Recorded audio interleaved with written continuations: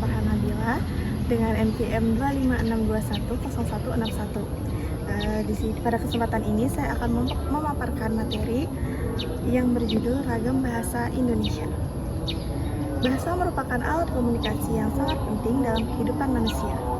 Melalui bahasa, kita dapat menyampaikan ide, perasaan, informasi, serta menjalin hubungan dengan orang lain. Selain sebagai alat komunikasi, bahasa juga berfungsi sebagai sarana integrasi sosial dan pemersatu bangsa. Bahasa Indonesia berasal dari bahasa Melayu Riau, yang kemudian diangkat menjadi bahasa persatuan pada peristiwa Sumpah Pemuda tanggal 28 Oktober 1928. Seiring perkembangan masyarakat Indonesia yang terdiri atas berbagai suku, budaya, dan bahasa daerah, muncullah berbagai variasi bahasa yang dikenal sebagai ragam bahasa dan dialek. Masuk ke pembahasan pertama, yaitu pengertian ragam bahasa Indonesia. Menurut Lamuddin Finoza, ragam bahasa adalah variasi bahasa yang muncul akibat perbedaan cara berkomunikasi, cara pandang penutur terhadap lawan bicara, serta topik yang dibicarakan. Dengan kata lain, penggunaan bahasa dapat berbeda sesuai dengan situasi, tujuan komunikasi, dan siapa yang menjadi lawan bicara. Masuk ke pembahasan kedua, yaitu adalah jenis-jenis dialek. Pertama, dialek regional, yaitu variasi bahasa yang digunakan di daerah tertentu. Misalnya, masyarakat Betawi yang sering menggunakan kata gue dan lu, sedangkan masyarakat Medan menggunakan kata bah. Kedua, dialek sosial, yaitu variasi bahasa yang digunakan oleh kelompok sosial tertentu. Contohnya adalah bahasa yang sering digunakan remaja, seperti kata mager, gabut, dan besti.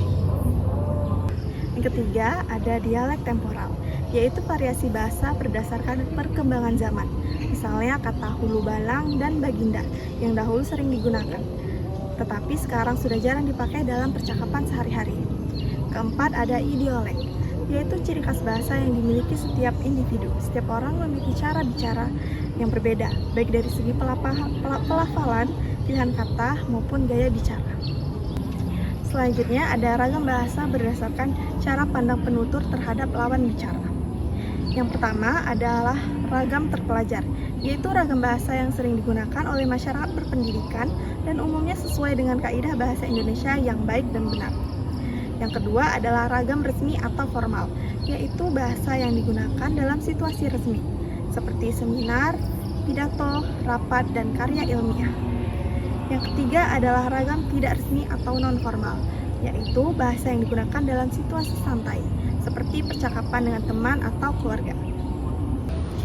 Pembahasan berikutnya adalah ragam bahasa berdasarkan cara berkomunikasi. Ragam bahasa dibedakan menjadi dua, yaitu ragam lisan dan ragam tulis. Ragam lisan adalah bahasa yang disampaikan secara langsung melalui ucapan. Dalam penggunaannya, ragam lisan dibantu oleh intonasi, ekspresi wajah, kemudian bahasa tubuh.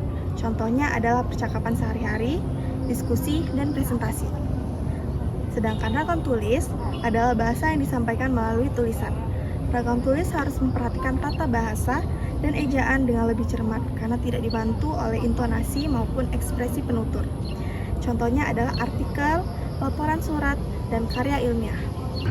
Masuk ke materi yang terakhir, yaitu ragam bahasa berdasarkan topik pembicaraan. Beberapa di antaranya adalah ragam sosial, ragam profesi, ragam jurnalistik, ragam ilmiah, ragam politik, dan ragam hukum. Sebagai contoh, dalam bidang kedokteran terdapat istilah seperti diagnosis dan terapi. Dalam bidang jurnalistik digunakan bahasa yang singkat, padat, dan jelas. Sementara dalam bidang hukum digunakan bahasa yang tegas dan sesuai dengan ketentuan peraturan yang berlaku. Sebagai penutup, dapat disimpulkan bahwa bahasa Indonesia memiliki berbagai ragam yang muncul karena perbedaan penutur, cara berkomunikasi, situasi, dan topik pembicaraan. Pemahaman mengenai ragam bahasa sangat penting agar kita dapat menggunakan bahasa Indonesia secara tepat sesuai dengan tujuan komunikasi yang ingin dicapai. Dengan penggunaan ragam bahasa yang tepat, bahasa Indonesia dapat berfungsi secara optimal sebagai alat komunikasi sekaligus pemersatu bangsa. Sekian penyampaian materi dari saya, lebih dan kurangnya saya mohon dimaafkan. Terima kasih atas perhatiannya.